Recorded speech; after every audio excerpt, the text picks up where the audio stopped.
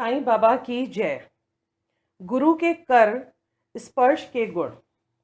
जब सद्गुरु की नाव के खवैया हैं तो वे निश्चय ही कुशलता और सरलता पूर्वक इस भवसागर को पार उतार देंगे। सद्गुरु शब्द का उच्चारण करते ही मुझे श्री साईं की स्मृति आ रही है। ऐसा प्रतीत होता है मानो वो स्वयं मेरे सामने खड़े हैं और मेरे मस्तक पर ऊदी लगा रहे हैं। देखो देखो, ये सब अपने वरद हस्त उठाकर मेरे मस्तक पर रख रहे हैं। अब मेरा हृदय आनंद से भर गया है। मेरे नेत्रों से प्रेमाश्रु बह रहे हैं। सद्गुरु के कर स्पर्श की शक्ति महान आश्चर्यजनक है। लिंग शरीर जो संसार को भस्म करने वाली अग्नि से भी नष्ट नहीं होता है, वह गुरु के कर स्पर्श से पल भर में ही नष्ट हो जाता है। अनेक जन्मों के समस्त पाप नष्ट हो जाते हैं। ऐसे व्यक्ति जिन्हें धार्मिक और ईश्वरीय प्रसंगों में पूर्ण अरुचि है, उनके भी मन स्थिर हो जाते हैं। श्री साईं बाबा के मनोहर रूप के दर्शन कर कंठ प्रफुल्लित से रुंध जाता है, आंखों से अंशुधारा प्रभावित होने लगती है और जब हृदय भावों से भर जाता है तब स्वयं भाव की जागृत होकर आत्मानुभव के आनंद का आभास होने लगता है।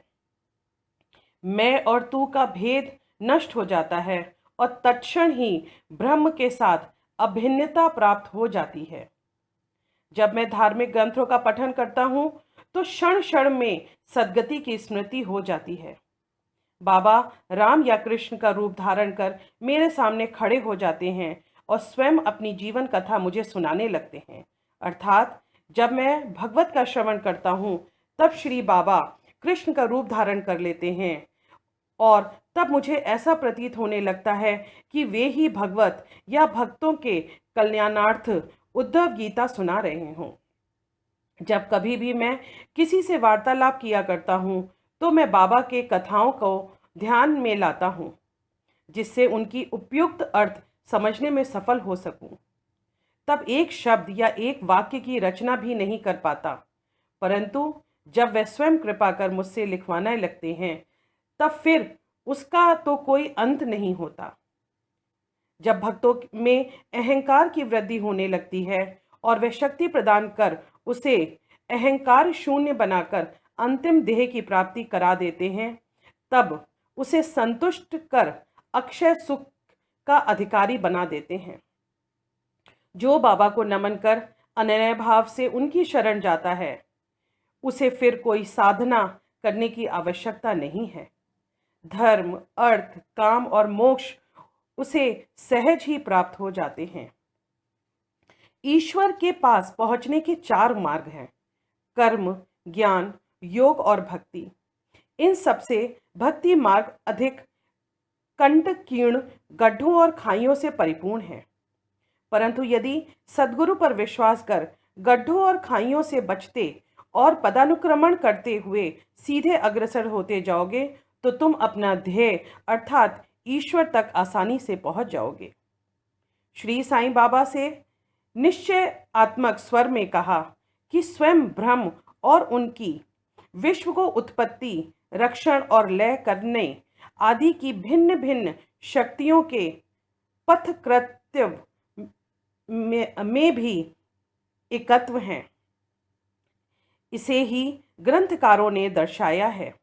भक्तों के कल्याणार्थ श्री साईं बाबा ने स्वयं जिन वचनों से आश्वासन दिया था उसे नीचे उद्धृत किया गया है।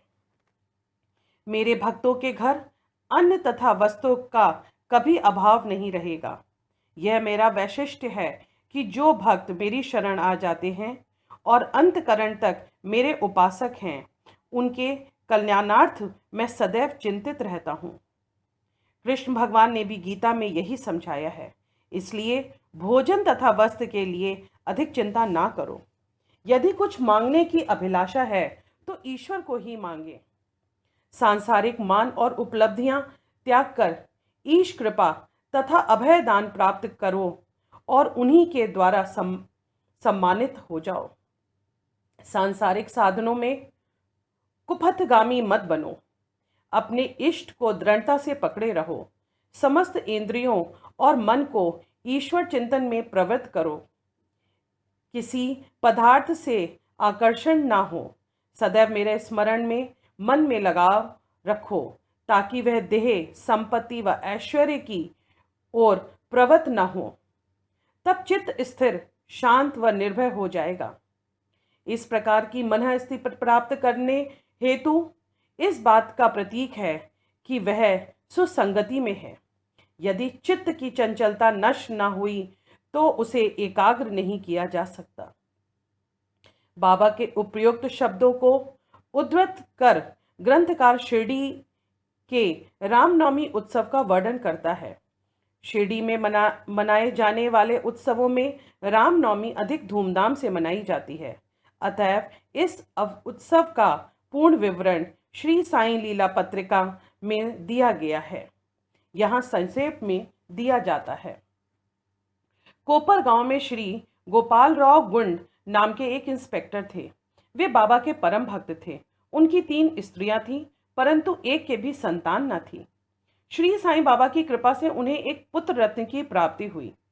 इस हर्ष के उपलक्ष्य में उन्हें विचार आया कि शिरडी में मेला अथवा उर्स भरवाना चाहिए। उन्होंने यह विचार शिरडी के अन्य भक्त तात्या पाटिल, दादा कोते पाटिल और माधव राव के समक्ष विचारार्थ प्रकट किया। उन सभी को यह विचार अति रुचिकर प्रतीत हुआ और तब उन्होंने बाबा की भी स्वीकृति और आश्वासन प्राप्त हो गया। उर्स भरवाने के लिए सरकारी आज्ञा आवश्यक थी, इसलिए एक प्रार्थना पत्र कलेक्टर के पास भेजा गया, परंतु ग्राम कुलकर्णी के आपत्ति उठाने के कारण स्वीकृति प्राप्त न हो सकी। परंतु बाबा का आश्वासन तो प्राप्त ही हो चुका था, अतः पुनः प्रयत्न करने का स्वीकृति प्राप्त हो गई। बाबा की अनुमति से रामनवमी के दिन उर्स भरवाना निश्चय हुआ। ऐसा प्रतीत होता था कि कुछ निष्कर्ष ध्यान में रख करके ही उन्होंने ऐसी आज्ञा दी, अर्थात उर्स व रामनवमी के उत्सव का एकाकीकरण तथा हिंदू मुस्लिम एकता जो भविष्य की घटनाओं से ही स्पष्ट है का यह देह पूर्ण सफल हुआ। प्रथम बाधा तो किसी प्रकार हल हुई। अब द्वितीय कठिनाई जल के अभाव की उपस्थिति थी। शिरडी तो एक छोटा सा ग्राम था और पूर्व काल से ही वहां जल का अभाव बना रहता था। गांव में केवल 2 कुएं थे, जिनमें से एक तो प्रायः सूख जाया करता था और दूसरे का पानी खारा था। बाबा ने उसमें फूल डालकर उसके खारे जल को मीठा बना दिया, लेकिन एक कुएं के जल कितने लोगों के लिए पर्याप्त हो सकता था। इसलिए तात्या पाटिल ने बाहर से जल मंगवाने का प्रबंध किया। लकड़ी के बांसों की कच्ची दुकानें बनवाई गईं तथा कुश्तियों पर आयोजन किया गया। गोपालराव गुंड के एक मित्र दामू अन्ना कासर अहमदनगर में रहते थे। वे भी संतानहीन होने के कारण दुखी थे। श्री साईं बाबा की कृपा से उन्हें भी एक पुत्र रत्न की प्राप्ति हुई थी। श्री गुंड ने उनसे एक ध्वज देने को कहा। एक ध्वज जागीरदार श्री नाना साहेब निमोणकर ने भी दिया। वे दोनों ध्वज बड़े समारोह के साथ गांव से निकाले गए और अंत में उन्हें मस्जिद, जिसमें बाबा द्वारका माई के नाम से पुकारते थे, उसके कोनों पर फहरा दिए गए। यह कार्यक्रम अभी भी पूर्वता ही चल रहा है। चंदन समारोह। इस मेले में एक अन्य कार्यक्रम का भी श्री गणेश हुआ, जो चंदन उत्सव के नाम से प्रसिद्ध है। यह कोरहल के एक मुस्लिम भक्त श्री अमीर शक्कर दलाल के मस्तिष्क की सूझ थी। प्रायः इस प्रकार का उत्सव सिद्ध मुस्लिम संतों के सम्मान में ही किया जाता है। बहुत सा चंदन घिसकर और बहुत सी चंदन धूप थालियों में भरी जाती है तथा लोबान जलाते हैं और अंत में उसे मस्जिद में पहुंचाकर जलूस समाप्त हो जाता है। थालियों का चंदन और धूप नीम पर और मस्जिद की दीवारों पर डाल दिया जाता है। इस उत्सव का प्रबंध प्रथम 3 वर्षों तक श्री अमीर शक्कर ने किया और उसके पश्चात उनकी धर्मपत्नी ने किया। इस प्रकार हिंदुओं द्वारा ध्वज और मुसलमानों द्वारा चंदन का जलूस एक साथ चलने लगे और अभी तक इसी तरह चल रहा है। प्रबंध। रामनवमी के दिन श्री साईं बाबा के भक्तों को अत्यंत प्रिय और पवित्र है। कार्य करने के लिए बहुत से स्वयंसेवक तैयार हो जाते थे और वे मेले का प्रबंध में सक्रिय भाग लेते थे। बाहर के समस्त कार्यों का भार तात्या पाटिल तथा भीतर का कार्य श्री साईं बाबा की एक परम भक्त महिला राधा कृष्णा माई संभालती थी। इस अवसर पर उनका निवास स्थान अतिथियों से परिपूर्ण रहता था और उन्हें सब लोगों की आवश्यकताओं का भी ध्यान रखना पड़ता था। साथ ही वह मेले की समस्त आवश्यक वस्तुओं का भी प्रबंध करती थी। दूसरे कार्यों के में वह स्वयं खुशी से ही किया करती थी तथा वह मस्जिद की सफाई करना, चूना पोतना आदि। मस्जिद का फर्श तथा दीवारें निरंतर धूनी जलने से के कारण काली पड़ जाती थीं। तब रात्रि में जब बाबा चावड़ी में विश्राम करने चले जाते थे तब वह यह कार्य कर दिया करती थी। समस्त वस्तुओं धूनी रहित बाहर निकालनी पड़ती थीं और सफाई व पुताई हो जाने के पश्चात पूर्वतः सजा दी जाती थी। बाबा का अत्यंत प्रिय कार्य गरीबों को भोजन कराना भी इस कार्यक्रम का एक अंग था। इस कार्य के लिए वृद्ध भोज का आयोजन किया जाता था और अनेक प्रकार की मिठाइयां बनाई जाती थीं।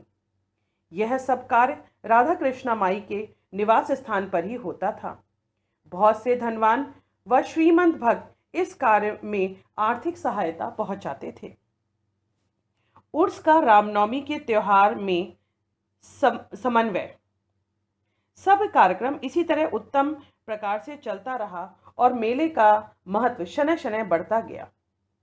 सन 1911 में एक परिवर्तन हुआ।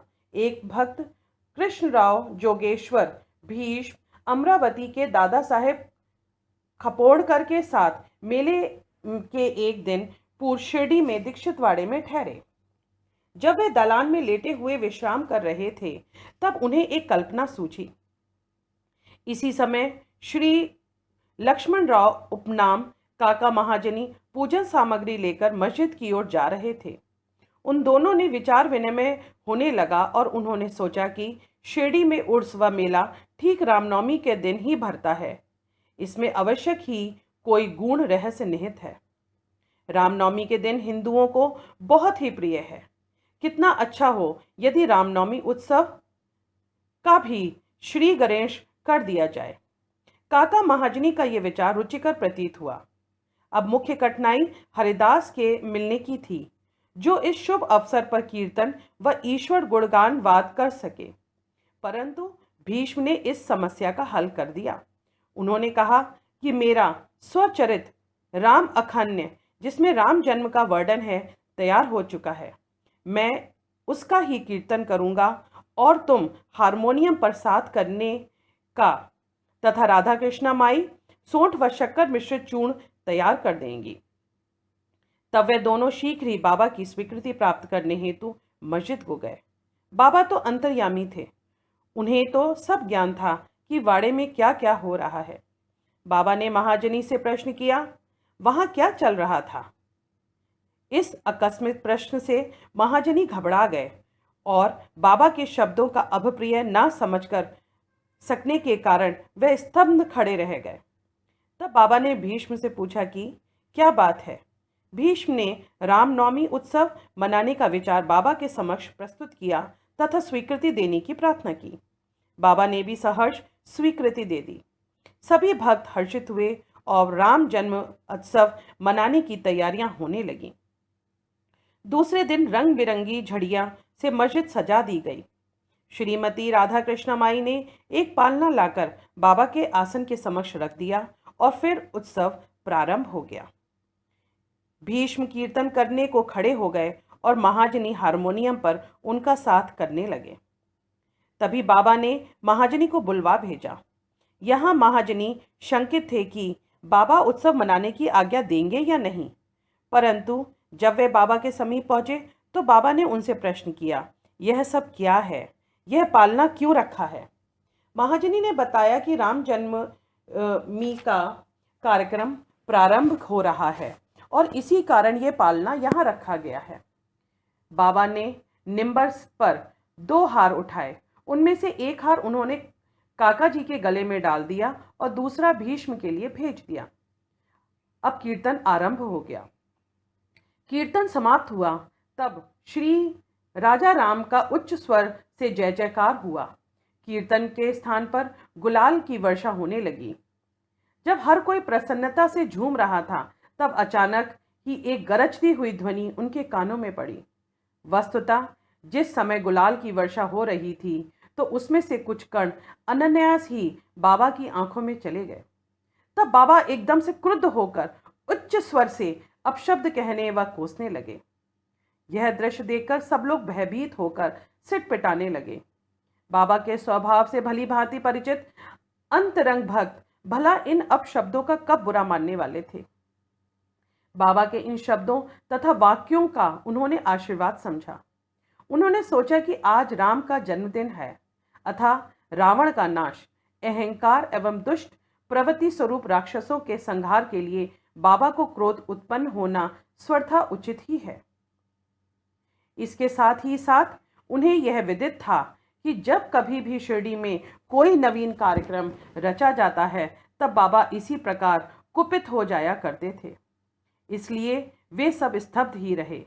इधर राधा कृष्ण माई भी भयभीत थीं कि कहीं बाबा पालना न तोड़ फोड़ डालें, इसलिए उन्होंने काका महाजनी से पालना हटाने के लिए कहा, परंतु बाबा ने ऐसा करने से उन्हें रोका। कुछ समय पश्चात बाबा शांत हो गए और उस दिन का महापूजा व आरती का कार्यक्रम निर्विघ्न समाप्त हो गया। इसके बाद काका महाजनी ने बाबा से पालना उतारने की अनुमति मांगी, परंतु बाबा ने अस्वीकृति करते हुए कहा कि अभी उत्सव संपूर्ण नहीं हुआ है। अगले दिन गोपालकाला उत्सव मनाया जाएगा, जिसके पश्चात बाबा ने पालना उतारने की आज्ञा दे दी।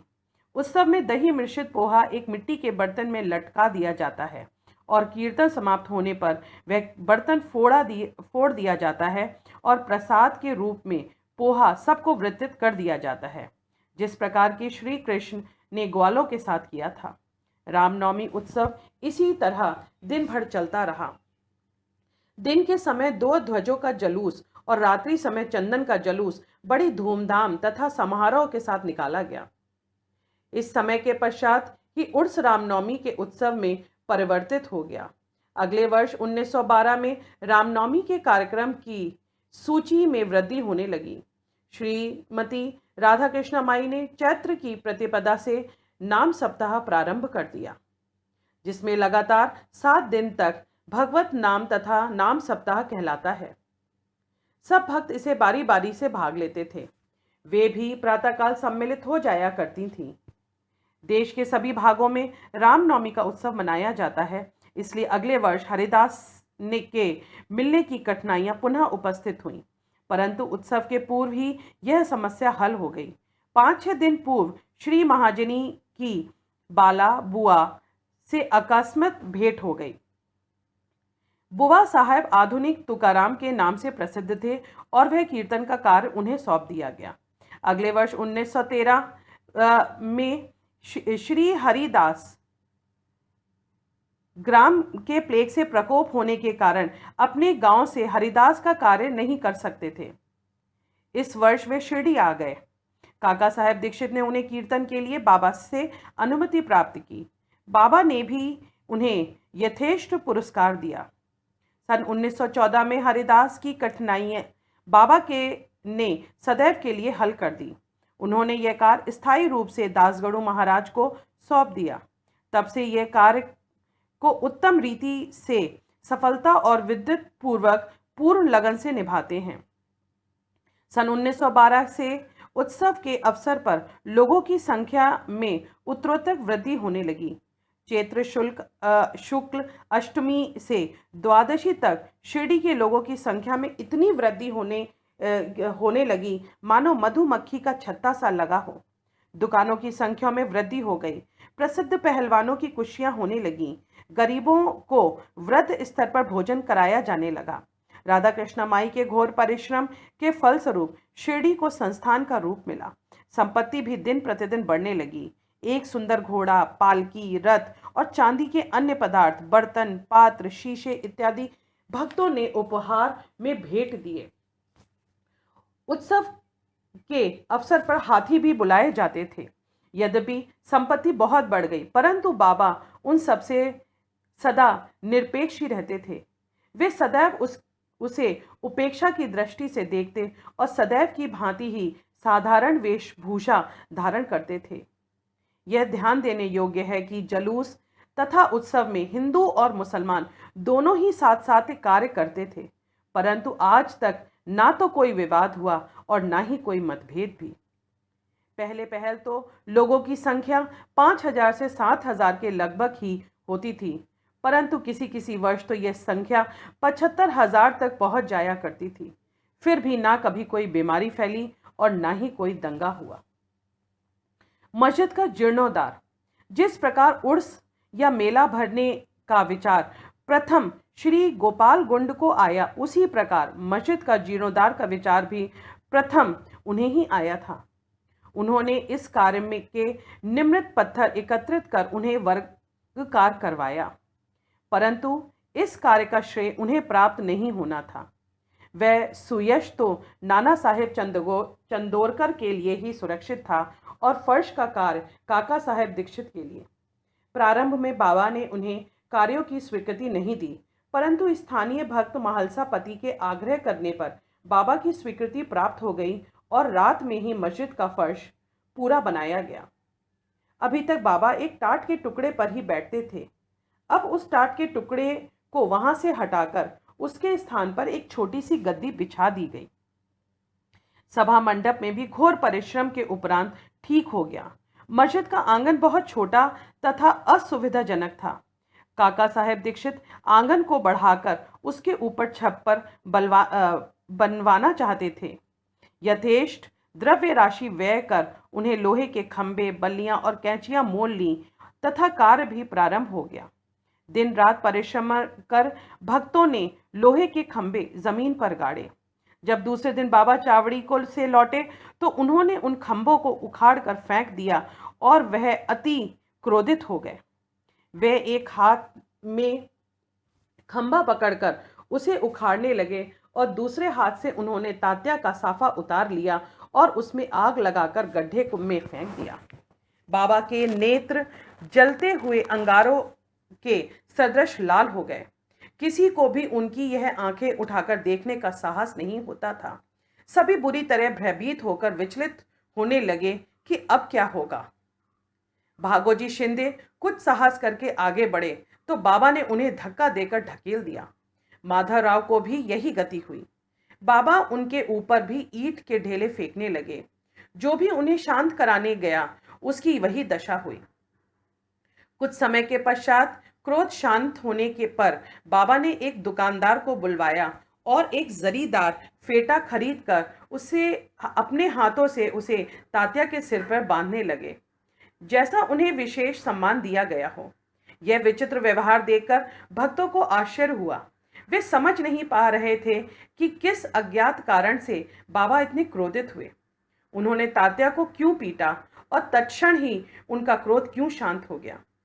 बाबा कभी कभी अति गंभीर तथा शांत मुद्रा में रहते थे और बड़े प्रेम पूर्वक वार्तालाप किया करते थे, परंतु अनायास ही बिना किसी गोचर कारण के वे क्रोधित भी हो जाया करते थे। ऐसी अनेक घटनाएं देखने में आ चुकी हैं, परंतु मैं इसका निर्णय नहीं कर सकता कि इनमें से कौन सा लिखूं और कौन सा छोड़ूं। अतः जिस प्रकार से वे याद आती जाएंगी उसी प्रकार से इनका वर्णन किया जाएगा। अगले अध्याय में बाबा यवन है या हिंदू, इसका विमोचन किया जाएगा तथा इसके योग, साधना, शक्ति और अन्य विषयों पर भी विचार किया जाएगा। श्री सद्गुरु साईनाथ पर्णमस्तु शुभम भवतु। अनंत कोटि ब्रह्मांड नायक राजाधिराज योगीराज परब्रह्म श्री सच्चिदानंद सद्गुरु साईनाथ महाराज की जय।